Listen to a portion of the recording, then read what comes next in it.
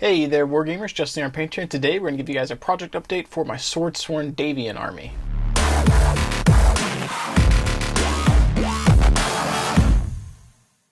Alright, so as I said before, today I'm going to try and showcase the Swordsworn Davian minis that I am working on. Now, let me preface this by saying there's a lot more detail work I could do on these, but I'm not. I'm trying to minimize that to get something on the table quickly that looks good. So I could blend more and edge highlight and do stuff like that, but I'm going to limit that stuff to try and get a good product. Well, I say product, a good end result, because these are my models, and get them on the table. So I'll give you guys a preview of what I'm working on, talk about them a little bit, and you'll get to see some new minis as well. So I'll probably go through the older stuff first, and then let you guys check out the new stuff as we go. So for the forces, I've got a variety of minis here, and we'll start with the only pewter one, and probably the worst looking one from the bunch here, and that's this Griffin. I think this is the Super Griffin. Now, obviously, there's some details and stuff left to do in the basing, but this is kind of where he's currently at. Kinda not happy with how annoying he's been to work with because he's metal, but I wanted a Griffin and I didn't want to get another standard one because I've got a few, so I went with the Super Griffin. So we got this guy. I'll go ahead and get him out of the way, and then we've got, I think, 20 other minis to show off here for Swordsworn. So let's go through some of the lights that are older ones that you'll be familiar with. I feel like you couldn't really go wrong with a Locust. And now, other than the decals here that are from Fighting Piranha, this is all airbrush, dry brush, washes, oil washes, stuff like that. So no edge highlighting on them. I'm probably going to do some like hand scratch marks on them because I think that really helps without edge highlighting. I still have the metallics to do and some of the detail work, like getting the barrels done, the canopies and stuff done, but we got the bulk of the work done in one day. It was a very long day.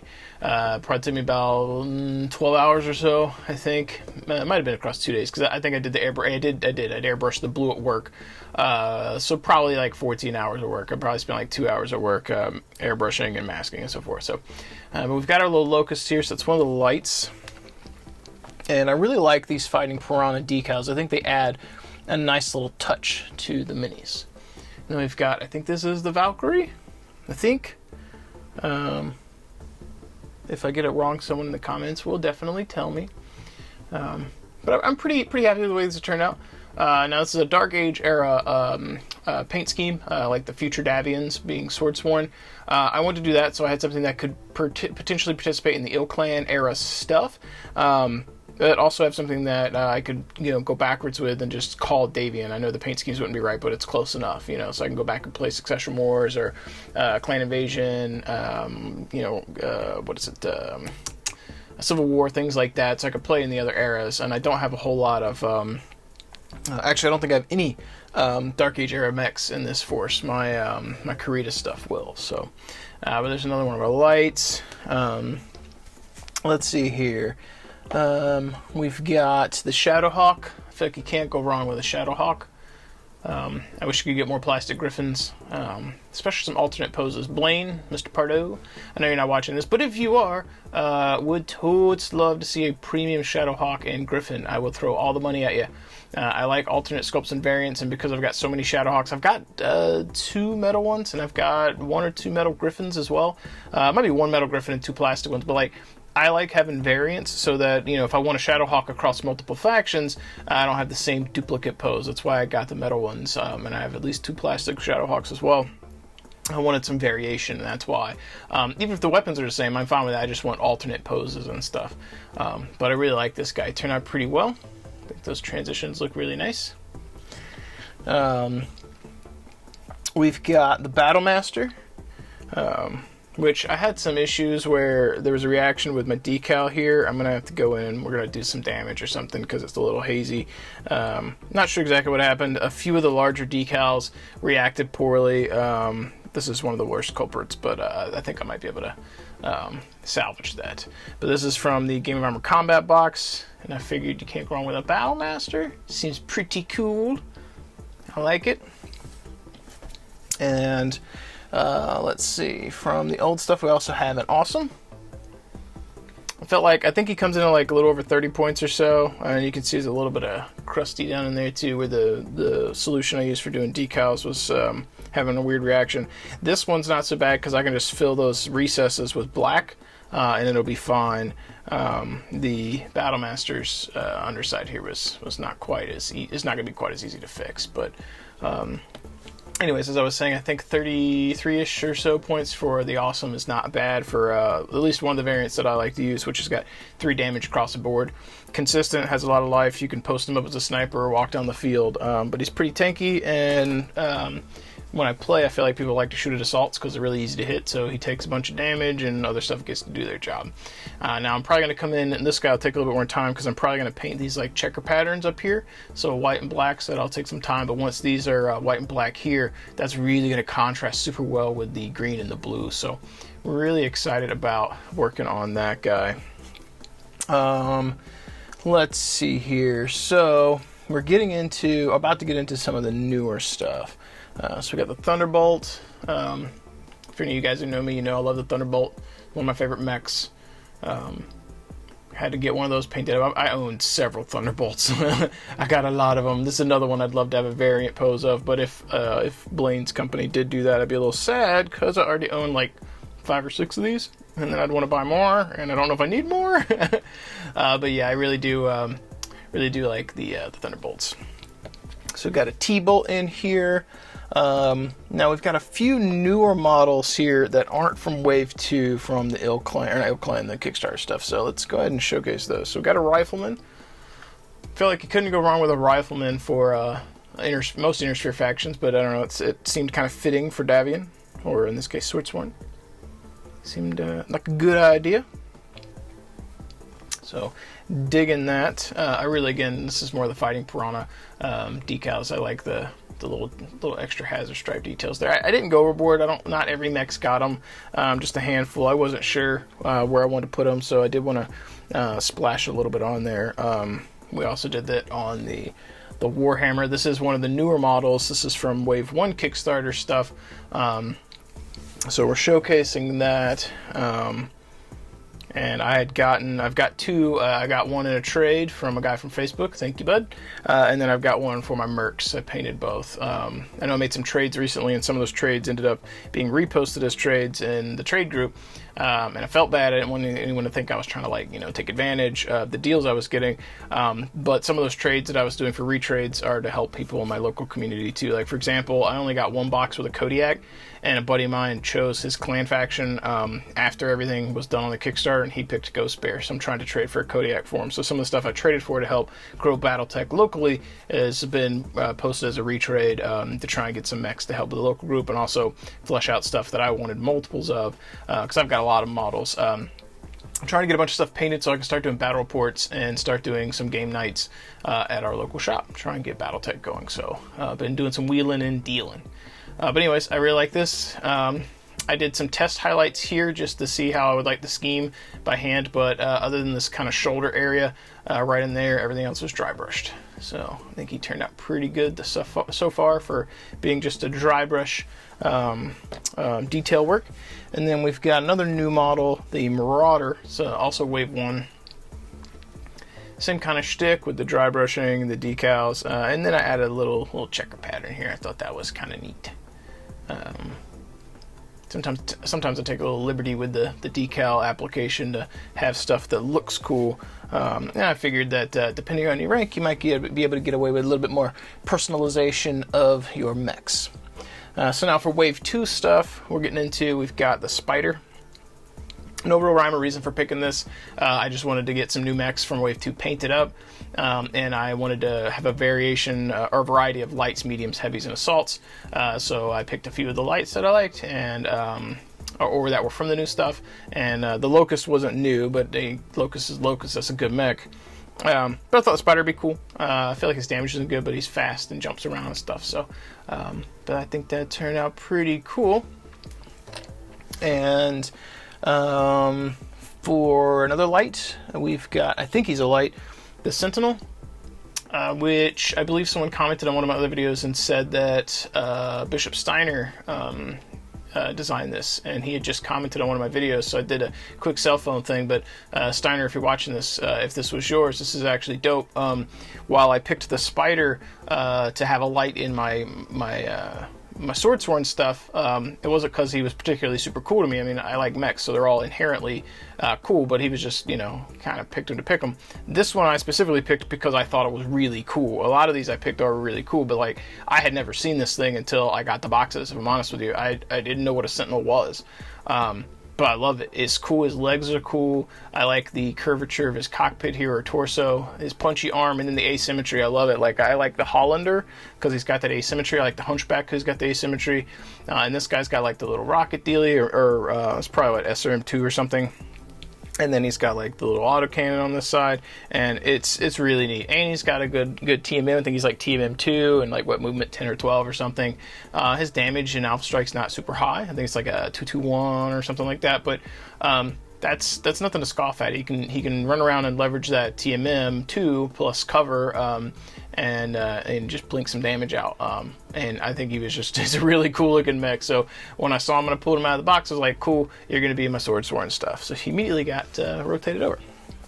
So in our final light, we'll transition from Bishop Steiner here to Anthony Scroggins, who talked about my Raven that I painted for my Dragon's Fury, and this is the plastic one from the Kickstarter Wave 2 stuff, and I got two of them. That I think is the Inner Sphere Urban box. I got two because I really love the Raven. It's a classic mech for me, from when I started old Mech War or Mech Commander days. The old live action videos that they filmed for it instead of doing full CGI was something that got me. And granted, the mech was CG, but the pilot scenes and stuff weren't. And I had to get two of that box because I wanted two Ravens, and then I got the two Hunchbacks out of that too. But this guy's really cool. And again, guys, if you're watching this and you're new to painting, you're interested in learning stuff, like, I feel like, and this may be, I'm not trying to come across the wrong way, so I'm not trying to be patronizing or anything, but I think this looks pretty good. I guess arrogant's the word. I'm not trying to be arrogant or patronizing. I think this looks pretty good for the effort that went into it, with airbrushing and washing and dry brushing, and then an oil wash, which really brings it all together, and then a matte varnish. That matte varnish really makes it pop. I did this relatively quickly, and nothing I did here is particularly complicated. Now, if you're watching this and you're someone who's already advanced at painting, then, you know, this is nothing new to you. But if you're someone who's new to Battletech or never particularly tried to paint, you were just interested in the game, and now maybe you are interested in the painting, or you're just curious about painting in general, this is pretty easy. And I know easy is subjective, but I've had a few people asking me about doing tutorials. I'm open to it, but painting tutorials take a long time to produce, content-wise. You can check my channel. I've got some 40K tutorials I've done in the past, and I've gotten more views on my unboxing videos for Battletech than I did for almost all of my painting tutorials. I got more views on just a cell phone Battletech, look at my models, ha ha ha, I'm super happy today type video, which I was. I got more views on that than I did on some of my painting tutorials. So the effort to produce a tutorial versus trying to do a battle report or show minis, talk about strategies and stuff, it's not always commensurate. So I'm open to it, but bear with me. That's not going to be an everyday thing because I don't have the time. But yeah, so TLDR there, if you're still listening, I think you can do this. If you want to do this type of thing, you can, and at some point I'll try and do some videos and show you the techniques I use to get this standard quickly. There's always more you can do with edge highlighting and wet blending and stuff like that, but if you like this standard, which I think is a tabletop plus, I don't think this is a bit above a base coat, a wash, and a dry brush. In my opinion, it is. So if you're looking for like this kind of a standard, you can do this pretty quickly if you try. All right, so moving on from this guy in the urban box, we've got the Hunchback. And when we were talking about the Sentinel with the asymmetry, I love the Hunchy. I find him to be tanky and vicious. He wants to get up in there like a little honey badger and just shoot you, just rah, rah, rah, and he doesn't want to go down. And I love the asymmetry on him. Now, I know that in like Classic, you would, you know, and in MWO, you just focus on taking out his right torso and the hunch, because that's where all of his damage is coming from, or the majority of it. But in Alpha Strike, you know, that's not the case. So he's a little bit less fragile, I suppose. But I've always liked it. I have 2 of these because I got 2 of that box, and I have 2 metal Hunchbacks. At some point I'll do a quick video and I'll showcase what I have that's metal or old and compare it to the new. And if somebody in the comments or somebody watching this has some older mechs they'd like to throw my way or send me just to do some filming, I'll be happy to talk to you. I work for Death Ray Design, so like it's legit. You could send it there if you would prefer. But if you're interested, I don't have a lot of old stuff, and I think doing a side-by-side comparison of old to new, or like I've got 2 metal atlases, and I have the 1 new plastic one, but there's some variations of it I don't have. So being able to actually line up old to new and showcase the differences would be cool. I just don't have all of it. So in this case, I've got 2 of the Ironwind Metals pewter ones, and I could show those. But if there's older Hunchbacks, you know, over the years that have come out, I don't have them. So I won't be able to showcase all of that. But I really like, I'm sitting here rambling, I forgot to even talk about some of the details. Got our decals on them and number, and I really like having that little hazard stripe going across right there where the front of his gun would be. So but I really like having a variety of models, and unfortunately Battletech, while I find it to be affordable, can get really expensive if you're a collector and you want to go back. Some of those mechs when you go back start getting really expensive. I've looked at some of the unseen stuff. There's some old Warhammers and Marauders I really like, but I'm not dishing out the cash for them because they're expensive. And peeking up here, we got our Blackjack. And I will say that I picked this model to go in this faction and due in no small part to Tex and his Tex Talks Battletech. Evening there, folks. Tex Talks Battletech. You know, I watched his video about the Blackjack, and I wish that there was a way for him to produce content faster, because I love his lore videos. I listen to him while I paint, and I've been through, I'm pretty sure all of them, probably at least twice. I love it. He's got a real soothing voice that's kind of like a good podcasty voice for me. Not quite ASMR level stuff, but I really enjoy it. And I enjoy him talking about the lore, because there's a lot of stuff I don't know. And you know, we've got, you know, for someone who's my introduction to Battletech was some of the old games, and then MechWarrior Dark Age, and then never gotten to Classic until now. And I've read, you know, a couple of books. I read a bunch of the Dark Age or leading up to Dark Age stuff, because I read a bunch of Blaine's books to get through Hour of the Wolf and be caught up on everything. But prior to that, the only Battletech book I read was Ghost War by Michael Stackpole, which is amazing. But other than that, I've got, you know, 35 or so years of fluff that I don't know shit about. So Tex really does a service to the community, and I've enjoyed his content because it's really helped me get up to date on what's going on, or just know things, which is good. So because of his video, I painted up a Blackjack. I figured he would pair well with some of these other mechs I have here.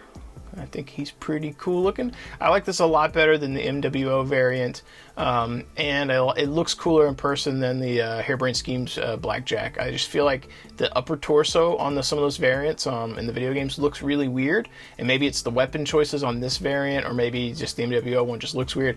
The upper torso on those 2 games just seems odd to me.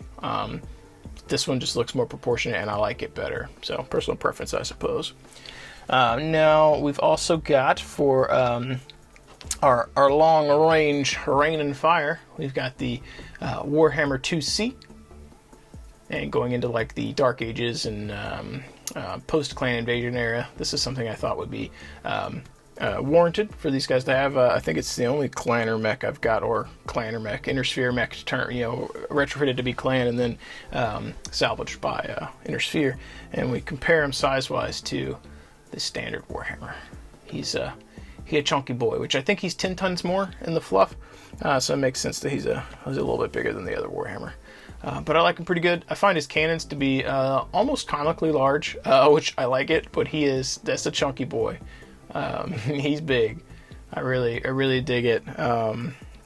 A lot of these models from the Kickstarter, if not all of them that I've looked at, even the ones that aren't necessarily my aesthetic taste, I really enjoyed them because they're just, for the price, they're so good. We got a Black Knight here. And I've got the one from Blaine as well, the limited, or not limited, but the premium one with the sword. I've got it too. And I like this one pretty good as well. Again, another one of those mechs that I felt would pair really well with Davian. And then for our final, I think he's a medium. If not a light heavy, but I think he's a medium. The Bushwacker. I got 3 of the boxes with the Bushwacker in it because I love the Bushwacker. Such a cool mech to me, so I picked up enough boxes to have quite a few of them. It's a super cool mech. I've always liked it. I think it's because I get like a almost A10 Warthog vibe from it. I know his cockpit here is not rounded, but I always get this like airplane vibe. And then he seems like squatty and tanky, and he just dishes out the hurt. And for whatever reason, I've always associated him with the Warthog, and I've always liked the aesthetic of the mech. Very cool. And then we've got a few more here. We've got the Highlander, which I found to be pretty cool as well. You know, those transitions up here turned out really well. And again, this is all dry brush. It turned out pretty good. Pretty good. Yep. And then we've got 2 left here. Bear with me, guys. We've got the Cyclops, which I think just looks super neat. I'm not sure why I like it so much. I just do. Rules-wise in Alpha Strike, it's not the beefiest, but I feel like in Classic he's got like a computer up here, some kind of fancy computer that does a thing. But in Alpha Strike there might be a variant with like, was it the Mech HQ thing, or the dealio that modifies your initiative, he might be a variant for that. But I thought it looked really, really neat, and I was like, yo, assault mech for my Davians. Let's do it. Pew, pew. And then finally, last but not least, the Atlas, which I was saying earlier, I've got 2 metal ones, so I could do a side-by-side comparison, but I don't have the older versions of it. There's, I think, 3 other versions at least, so I don't have those to do a side-by-side. So like I said, if anyone in the community here is interested in working with me on a loaner option for those, if you've got them, I'd be happy for any of the stuff from this. I'd be happy to do a side-by-side video and give you credit and ship them back to you. If not, no big deal. I'm super excited just to have the plastics as is, but I really like him. I think he's adorable. I don't know why. It's like urban mech territory for me for goofiness, but I like the Atlas. And I feel like there's Steiner players out there like, did you just call my Supreme Scout Lance, quote, adorable? And then, you know, they start shooting at my mechs. But yeah, I guess on the tabletop, not so adorable to be getting shot at by him, but otherwise I just think he's got a cute look at him, strut a little bit. But yeah, I do like it.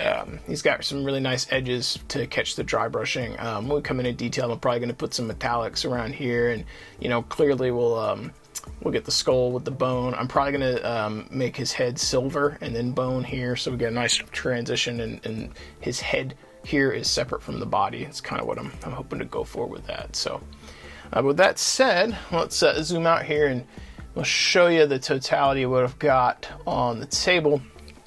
So Super Griffin's kind of an anomaly. So we've got to break it down. We've got the Locust, I believe that's the Valkyrie, the Spider, and the Raven. Those are our 4 lights. For our mediums, we've got the Sentinel, the Shadowhawk, the Hunchback, and the Bushwacker.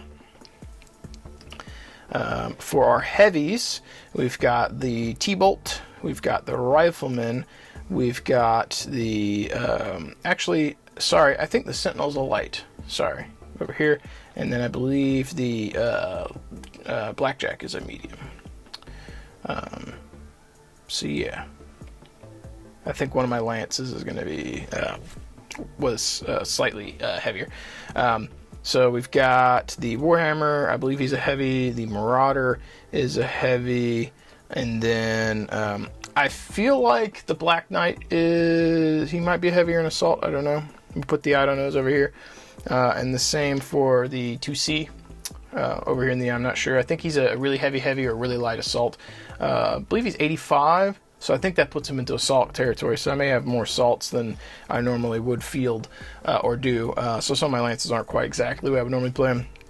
But then we've got the Awesome, the Highlander, the Cyclops, the Battle Master, and we've got the Atlas. So that's 20 mechs plus the Super Griffin.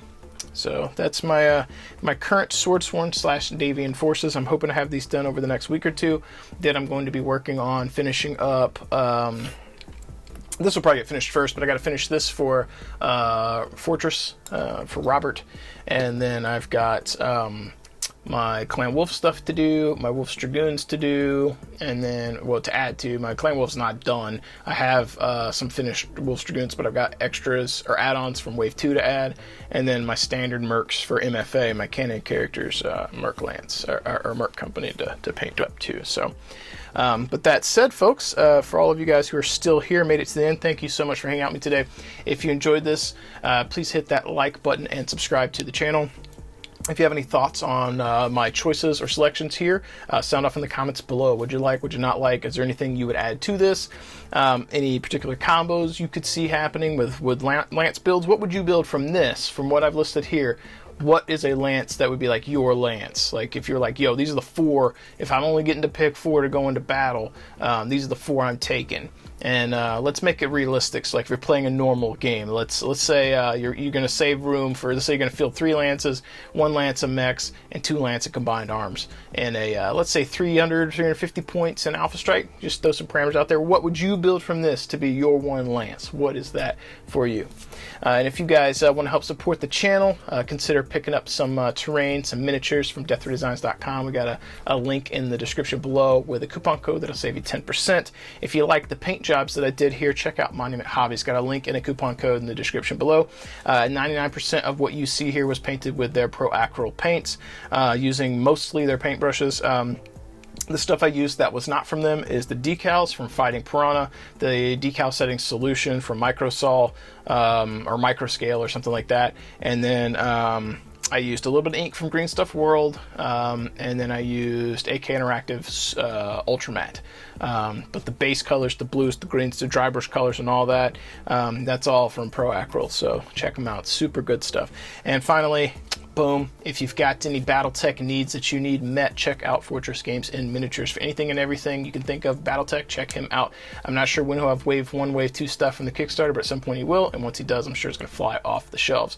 He is also local to me. His shop's in North Carolina. I'm in North Carolina. Supporting him supports me, and that it helps keep his doors open, which gives me a place to continue to congregate and enjoy all things Battletech myself. So, with that being said, folks, thank you so much for hanging out with me today. Hope you enjoyed this. Hope you enjoy your day and get some Battletech time in, but it's time for me to go. I will catch you guys next time.